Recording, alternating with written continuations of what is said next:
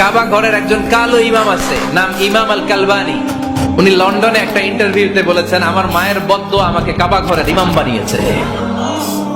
লন্ডনে একটা কনফারেন্সে উনি ইন্টারভিউ দিচ্ছিলেন।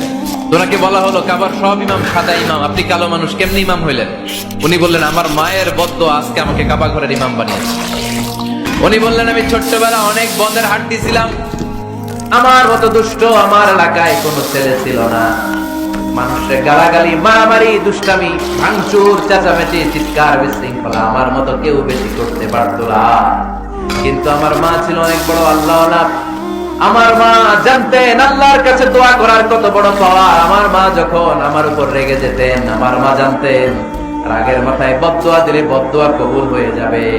এজন্য যখনই আমি বেশি দুষ্টামি শুরু করে দিতাম, আমার মা রেগে আমারে বদদোয়া দিয়ে বলতেন, আল্লাহ তোরে হেদায়েত দে, আল্লাহ তোরে কাবা ঘরের ইমাম বানায় দে।